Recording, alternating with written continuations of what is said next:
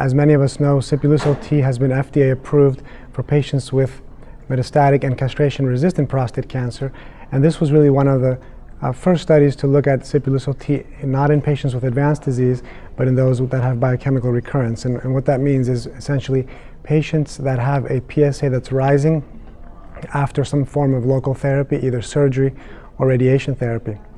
And the question that we wanted to answer here was not so much whether the combination of Sipuleucel-T and hormone therapy was better than hormone therapy alone, but more really a scientific question about what is the optimal sequencing, which of the two agents should be given first, which of the two agents should be given second. And we did a randomized phase 2 study with 68 patients, and the patients were randomized equally to receive androgen deprivation therapy first, followed 12 weeks afterwards by the initiation of Sipuleucel-T, or Sipuleucel-T first, followed 2 weeks after the third dose with androgen deprivation therapy. And in both groups of patients, the androgen deprivation therapy was given for a total of 1 year. And what we're reporting at this meeting are the immune results, so the clinical results are going to be presented at a later meeting. But the bottom line was we looked at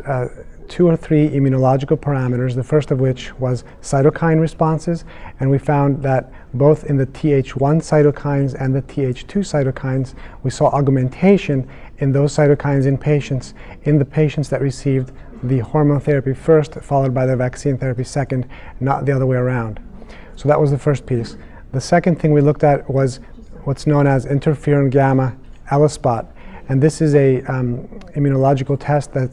serves as a surrogate for activated antigen-specific CD8 T cells, which are the cancer-killing T cells. And what we saw once again was that patients that had the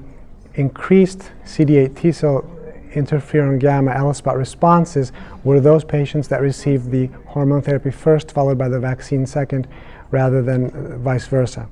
And the third thing we looked at was antibody production against the immunogenic antigen of Sipuleucel-T, which is a protein called PA2024, which is a fusion of PAP and GM-CSF. And what we saw was in both groups of patients,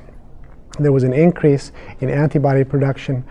specific to that target antigen, but there were no differences between groups. So overall, at this time point, as far as the immunological data go, it appears that the optimal sequence